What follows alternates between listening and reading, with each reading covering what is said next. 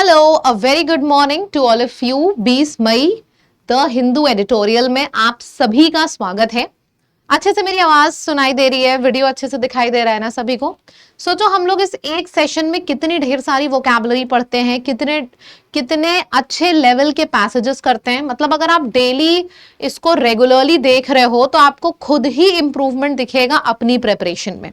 तो इस सेशन को बिल्कुल भी मत मिस किया करिए। द हिंदू एडिटोरियल ये डेली होता है 8 बजे, ठीक? चलिए, English by Barkha ma'am, this is the name of my Telegram. इस टेलीग्राम को जल्दी से ज्वाइन कर लो क्योंकि एग्जाम्स का सीजन आ गया है और एग्जाम के सीजन का मतलब आप भी समझते हो कि कितनी बढ़िया बढ़िया चीजें आपको मिलने वाली हैं टेलीग्राम पे। तो ज्वाइन कर लीजिए, ठीक है? चलिए वोकैबुलरी शुरू करते हैं। सबसे पहला वर्ड है आज के सेशन का प्रोलॉन्ग। प्रोलॉन्ग का मतलब होता है कोई चीज लंबे समय तक के लिए खिंची पड़ी है। प्रोलॉन्ग्ड सिकनेस मतलब इसकी सिकनेस सही नहीं हो रही है, लंबे समय तक के लिए खिंची पड़ी है। तो प्रोलॉन्ग्ड का मतलब यही होता है जब कोई चीज एक्सटेंडेड होती है, लेंदी होती है या फिर बहुत ज्यादा ड्रॉन्ड आउट है, तो ड्रॉन आउट हो गया। फिर प्रोट्रैक्टेड हो गया, इलोंगेटेड हो गया, सस्टेन्ड हो गया, लास्ट एक सेकेंड,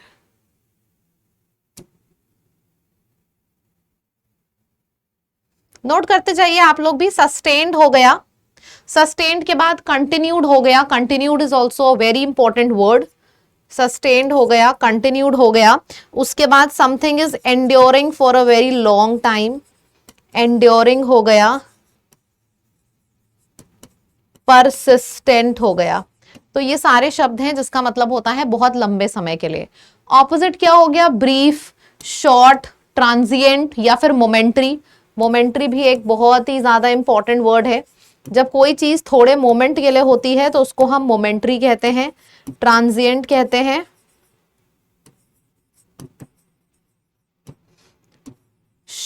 कर्टेल्ड, कर्टेल्ड है। कंसाइज है, concise is also short, short form of something. तो ये हो गया आपका। तो एक तरफ बड़ा, दूसरी तरफ छोटा, ठीक? Prolonged is over. Next word है आर्बिट्ररी। देखो आर्बिट्ररी का मतलब होता है जब आप रैंडमली कोई डिसीजन ले लेते हो। जैसे मैंने आपसे बोला, इतना रैंडमली हैफजार्ड तरीके से डिसीजन मत लो, थोड़ा सोच समझ के दो। तो बहुत ही अचानक से डिसीजन ले लेना, मतलब रैंडमली ले लेने को हम आर्बिट्ररी बोलेंगे। आर्बिट्ररी, कैप्रिसियस हो गया। फिर अनरीजनेबल मतलब बिना सोचे समझे, बिना किसी रीजन के। Illogical, illogical is also a very important word. Impulsive,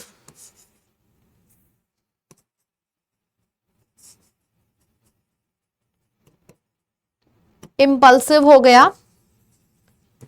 irrational हो गया, विमिसिकल हो गया। बहुत प्यारा वर्ड है विमिसिकल, एग्जाम्स में भी बहुत पूछा जाता है। अनप्रिडिक्टेबल हो गया,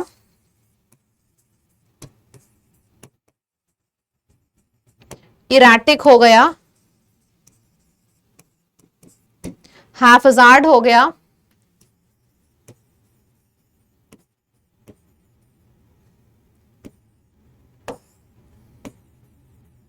हैफजार्ड हो गया। तो ये सारे शब्द हो गए, ये सारे सिनोनिम हो गए।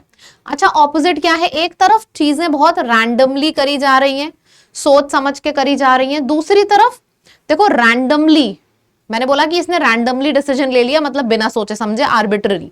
दूसरी तरफ हो गया सोच समझ के, लॉजिकल, रैशनल, सिस्टमैटिक तरीके से करना, डेलिबरेटली करना। डेलिबरेटली का भी मतलब होता है सोच समझ के करना। तो डेलिबरेट हो गया, फेयर हो गया। फिर आपका जस्ट हो गया, जस्ट, जस्ट ट्रीटमेंट लेना, जस्ट तरीके से चीजों को करना। बहुत बढ़िया। फिर आपके सामने आ जाता है दूसरा वर्ड, एरर से बना है एरोनियस। एरर से बना है, एरर का मतलब क्या होता है बताओ? कुछ आपने किया और कोई काम किया और उसमें बहुत ढेर सारे एरर मिल गए, तो मैं बोलूंगी यार ये टास्क एरोनियस है, मतलब एरर से भरा हुआ है, गलत है, इनकरेक्ट है। गलती की इंग्लिश एरर होती है, मिस्टेक होती है, इनएक्यूरेट है, फॉल्स है। तो ये सारा हमारा गलतियां हो गई। फ्लॉ है, इनवैलिड है, मिसगाइडेड है, मिस इन्फॉर्म्ड है,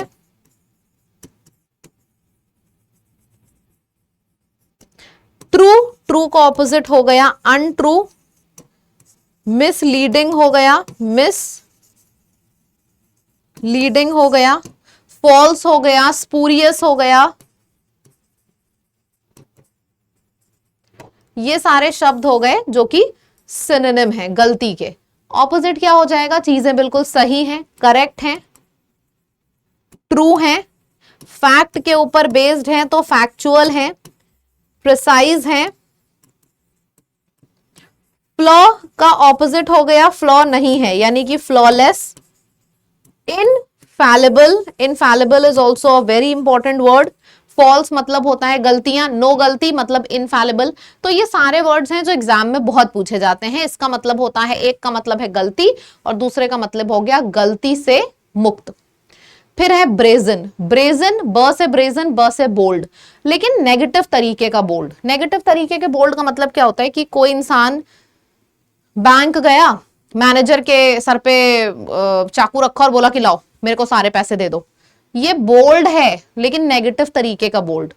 ठीक है, शेमलेस, या फिर टीचर डांट रही है सामने खड़े होके हंसे जा रहा है तो कहेंगे भाई कितना शेमलेस है, इसको बोलते हैं नेगेटिव तरीके का बोल्ड। तो ब्रेजन का मतलब होता है शेमलेस, ऑडेशियस लेकिन नेगेटिव तरीके का, बोल्ड लेकिन नेगेटिव तरीके का। तो ये सारे नेगेटिव वर्ड है। इंप्यूडेंट बहुत इंपॉर्टेंट वर्ड है। शेमलेस इंप्यूडेंट को बोलते हैं, ब्रैश बोलते हैं, और क्या हो गया? इम्पर्टिनेंट हो गया, इम्पर्टिनेंट हो गया। ठीक है, इंसॉलेंट हो गया, ब्लेटेंट तरीके से चीजों को करना तो ब्लेटेंट हो गया।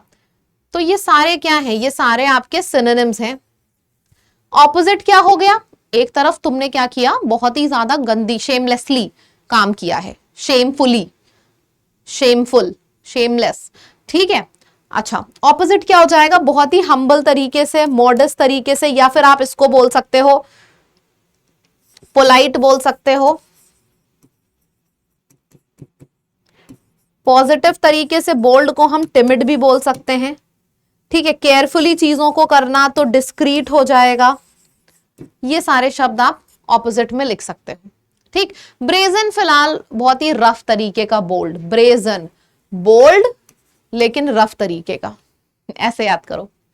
नेक्स्ट वर्ड है कॉन्टेंशियस। इसका मतलब होता है कॉजिंग और likely to cause an argument. आपने एक कहावत सुनी होगी, बोन ऑफ कंटेंशन, सुनी है? Bone of contention. तो बोन ऑफ कंटेंशन का मतलब क्या होता है? लड़ाई की जड़। लड़ाई की जड़ मत ढूंढो, बोन ऑफ कंटेंशन मत ढूंढो। तो कंटेंशन, कंटेंशियस, इसका मतलब होता है लड़ाई, झगड़ा, feud, feud, FEUD, feud, wrath, dispute, dissent, disagree, ये सारे वर्ड्स आ जाएंगे। ठीक है, इन सब का मतलब होता है लड़ाई झगड़ा करना। ठीक है, क्लियर है? आर्ग्यूमेंट करना।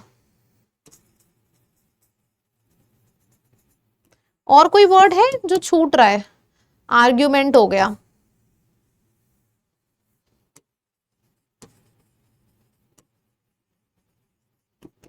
कॉम्बैट हो गया, कॉम्बैट बोलो। ठीक है, चाहे कॉम्बैटिव बोलो, यही सब हो गया, लड़ाई झगड़ा। हॉस्टिलिटी, हॉस्टाइल हो गया, पग्नेशियस हो गया, बेलिगरेंट, बेलिकोज, बेलिगरेंट, बेलिकोज, पग्नेशियस। तो ये सारे वर्ड्स हो जाते हैं जिसका मतलब हो जाता है लड़ाई झगड़ा। ऑपोजिट हो जाएगा पीसफुल तरीके से चीजों को करना, बात को मान लेना, अग्री कर जाना, अनडिस्प्यूटेड। लास्ट वर्ड है स्पेशियस। स्पेशियस का मतलब होता है having a lot of space. अच्छा, अगर मैंने बोला रूम, रूम के दो मतलब होते हैं। रूम का एक मतलब तो होता है कमरा, और रूम शब्द का दूसरा मतलब होता है स्पेस। जैसे मैंने बोला I need a lot of room, I can not sit in in congested way, I need a lot of room, मतलब I need a lot of space, तो लॉट ऑफ रूम को लॉट ऑफ स्पेस भी बोलते हैं। Wide, Airy, चारों तरफ से। अच्छा, ऑपोजिट क्या हो जाएगा? क्रैम्ड, स्मॉल, एक तरफ हमने बोला बहुत बड़ी जगह, ऑपोजिट हो गया बहुत छोटी सी जगह। ठीक, चलो फ्रेजल वर्ब्स कर लेते हैं। Go along with something, going along with something, I am going along with it, मतलब I am agreeing to it. So going along with something का मतलब होता है अग्रीइंग टू इट। ठीक है, she went along with the team's decision, मतलब क्या हुआ? She agreed with the team's decision. तो गोइंग अलोंग विद समथिंग का मतलब यही होता है अग्रीइंग टू समथिंग, बात मान लेना। Give in to, I am finally giving in to, मतलब तुम जो बोल रहे हो मैं सारी चीज पे अग्री कर जा रही हूं, I am giving in to, मतलब I am agreeing. Sign off on का मतलब क्या होता है? ऑफिशियली अप्रूव कर देना। देखो इन सब का मतलब कहीं ना कहीं बात मानने से ही रिलेटेड है। गिविंग इन टू समथिंग मतलब टोटली बात मान लेना। साइनिंग ऑफ ऑन, साइन करते हो जब आप, मतलब अग्री कर रहे हो तभी तो साइन करते हो। गोइंग अलोंग विद का मतलब किसके साथ आप जाते हो? जिसके साथ अग्री करते हो। सो गोइंग अलोंग विद का भी मतलब होता है अग्री करना। इडियम्स है give someone the green light, किसी को ग्रीन लाइट देना। रेड का मतलब होता है रोक देना और ग्रीन का मतलब होता है किसी को परमिशन देना कि ठीक है अब तुम आगे बढ़ सकते हो, you can move ahead. Nod of approval, nod of approval का मतलब होता है ये हामी भरना कि हाँ मेरे साइड से तुम इसको कर सकते हो। सील ऑफ अप्रूवल का मतलब होता है ऑफिशियल कंफर्मेशन देना किसी को, कंसेंट देना, कंफर्मेशन देना कि ठीक है तुम इसको कर सकते हो। तो ऑफिशियल कंफर्मेशन देने का भी मतलब होता है giving the seal of approval. Seal of approval हो चाहे नॉड ऑफ अप्रूवल हो, दोनों ईडियम्स में आपको अप्रूवल वर्ड तो दिख ही रहा होगा, यही इसका मीनिंग भी है अप्रूवल। और giving someone the green light, किसी को ग्रीन लाइट दिखाना मतलब किसी को रास्ता दिखाना कि हाँ ठीक है मतलब तुम जा सकते हो, you are giving permission to somebody. Confidence booster, पहले दोनों क्वेश्चंस आपके सामने हैं, जल्दी से इसका आंसर करिए, देखते हैं कौन इसका सही आंसर देता है। असेंट, असेंट तो खैर इजी है, असेंट, अग्री, कंसेंट, असीड, सीड मतलब अप्रूवल देना। एरनियस वर्ड का मतलब होता है एरर से रिलेटेड, एरर, फॉल्स, मिस्टेक। इसका भी आपको सिनोनिम ही बताना है, ब्रेजन का एंड कंक्लूजन। देखो कंक्लूजन का मतलब होता है किसी चीज के एंड में, तो यहां पे तो एंड हो जाएगा ऑप्शन नंबर सी। ऊपर वाले में क्या होगा? ब्रेजन इज बोल्ड, नेगेटिव तरीके का बोल्ड, तो B is the correct answer. चलो भाई अब अच्छा, रीडिंग करने से पहले मैं आपको इंग्लिश किट के बारे में बता दूं। मैं आपको रीडिंग करवाती हूं, ठीक है, लेकिन इसी रीडिंग की मदद से आपको रीडिंग कॉम्प्रीहेंशन, पैरा जंबल और क्लोज टेस्ट प्रैक्टिस करने होते हैं। मुझे नहीं पता आप कर रहे हो डेली की नहीं कर रहे हो। इस किताब को मैंने आपके लिए इसीलिए बनाया है, इसमें जो एक्सप्लेनेशन लिखे हैं ऐसे ही लिखे हैं कि आपको लगेगा कि मैं सामने खड़े होकर पढ़ा रही हूं, लेकिन आपको अलग से कॉम्प्रीहेंशन, ग्रामर या वोकैब बुक ऑर्डर नहीं करनी है। आप एक ऑर्डर करोगे इंग्लिश किट, और इस इंग्लिश किट में सारी किताबें आपके पास आपके घर पे पहुंचेंगी। आराम से लाइन खींच खींच के पढ़ाई करो, याद करो। ऐप पर जाना, ये जो बुक्स वाला सेक्शन है यहाँ पे इंग्लिश किट आपको मिल जाएगी, जरूर से ऑर्डर कर लो, अब टाइम नहीं है आपके पास। ठीक, चलो अब रीडिंग करते हैं। क्लोजिंग आर्ग्यूमेंट किस चीज के ऊपर है ये सब तो आपको बाद में पता चलेगा, पहले इस पूरे पैसेज का स्क्रीनशॉट ले लो। अब मैं पढ़ने जा रही हूं, आप भी मैच करना कि जो आपने समझा है वो सही है कि नहीं। जो यूनियन गवर्नमेंट यानी कि central government has missed an opportunity, central government ने एक अपॉर्चुनिटी मिस कर दी है। Put a lid on, put a lid on का मतलब होता है किसी को कवर करना, ढाकना, है ना। किस चीज को ढाकने की बात हो रही है? काफी लंबे समय से एक डिबेट चल रहा था कि randomly and the democratic use of power by the governor, governor की पावर के ऊपर काफी लंबे समय से डिबेट चल रहा था। ठीक है, सेंट्रल गवर्नमेंट के पास एक अपॉर्चुनिटी थी कि इस डिबेट पे पर्दा डाल दो, लेकिन सेंट्रल गवर्नमेंट ने ये अपॉर्चुनिटी मिस कर दी।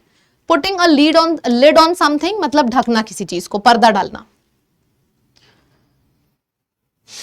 सुप्रीम कोर्ट का जो जजमेंट आया 8 अप्रैल को 2025 में, उसने क्लैरिफाई कर दिया है कि जो कॉन्स्टिट्यूशनल पोजीशन है, कॉन्स्टिट्यूशनल पोजीशन है over the powers of governor. Governor और प्रेसिडेंट की पावर्स के ऊपर किस चीज की पावर, कि उन्हें बिल पे असेंट देना है कि नहीं देना है, वो बिल जो स्टेट असेंबली द्वारा उनके पास तक पहुंचता है, उस बिल के ऊपर उनकी कितनी पावर है, ये सारी चीजें सुप्रीम कोर्ट ने जो जजमेंट दिया है 8 अप्रैल को, उसमें क्लियरली मेंशन कर दी है कि गवर्नर और प्रेसिडेंट के पास क्या पावर है बिल से रिलेटेड, जो बिल उनके पास पहुंचता है उन्हें एक्सेप्ट करना है, रिजेक्ट करना है, क्या पावर है उनकी, वो क्लियरली 8 अप्रैल को सुप्रीम कोर्ट ने बता दिया है।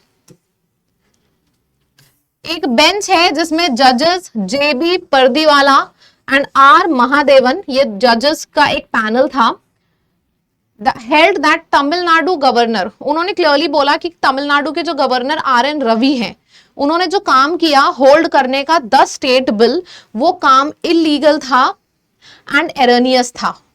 तमिलनाडु के जो गवर्नर है उनके पास बिल आया था पास करने के लिए कि भाई पास कर दो, उन्होंने पास नहीं किया बल्कि अपने पास होल्ड पे डाल दिया, तो ये एक गलती थी, ऐसा क्लियरली जजेस ने बोला है। The well reason judgment had outline the possible courses of action, proper well reason judgment यानी कि प्रॉपर जजमेंट आया और इससे प्रॉपर एक आउटलाइन हमें मिल गया कि गवर्नर और प्रेसिडेंट के पास क्या पावर है एक बार जब उनके पास बिल आता है। Through the constitution does not specify timelines, constitution में टाइमलाइन नहीं मेंशन्ड है, लेकिन ये जो जजमेंट आई इससे काफी क्लैरिटी आई, ये लिखा है। The judgment established long awaited and much required clarity, यही मैंने बोला कि ये जो जजमेंट आई ये बहुत समय से लोग वेट कर रहे थे कि इस चीज पे क्लैरिटी मिले। फाइनली जब जजमेंट आई तो इस चीज के ऊपर क्लैरिटी मिली और काफी और भी क्वेश्चंस हैं जिनके ऊपर क्लैरिटी मिली सुप्रीम कोर्ट से जजमेंट आने के बाद। नाउ अभी क्या है, centre through a presidential reference has bought up all these questions. अभी फिर से सेंटर एक आर्टिकल है, आर्टिकल 143 के अंतर्गत उसको कुछ और क्वेश्चंस हैं वो कोर्ट के पास गया है और कोर्ट की ओपिनियन मांग रहा है। आप सोच रहे होगे क्या ऐसा गवर्नमेंट कर सकती है? बिल्कुल कर सकती है। अंडर आर्टिकल 143 अगर गवर्नमेंट चाहे तो ऐसा बिल्कुल कर सकती है और यही गवर्नमेंट ने किया है कि अगर वो चाहे कि किसी भी जजमेंट को रीओपन करे, सेटल करने के लिए कोई ओपिनियन मांगना चाहे सुप्रीम कोर्ट से, तो वो बिल्कुल मांग सकती है अंडर आर्टिकल 143। तो government is doing that only. तो ये हमारा पूरा का पूरा पैसेज है। समरी मन में चल रही है ना सभी के कि सेंट्रल गवर्नमेंट ने एक अपॉर्चुनिटी मिस कर दी, वो चाहता तो पर्दा डाल सकता था और काफी लोगों को कंफ्यूजन था कि गवर्नर के पास जो बिल आ रहा है होल्ड करना है कि नहीं। कॉन्स्टिट्यूशन में भी क्लैरिटी टाइमलाइन की नहीं थी, लेकिन सुप्रीम कोर्ट के जजमेंट आने के बाद काफी क्लैरिटी हुई है और जो तमिलनाडु के गवर्नर ने बिल को होल्ड किया था उसको गलत बताया जजेस ने। चलो क्वेश्चन का आंसर करो। देखो समरी दिमाग में चल रही होगी तो आंसर आएगा। What did the Supreme Court judgment on 8 April? अच्छा, क्या जो 8 अप्रैल को डिसीजन लिया गया था उसमें क्या बोला गया गवर्नर को, सही कि गलत, इलीगल और एरनियस? समरी में भी मैंने ये बात बोली थी।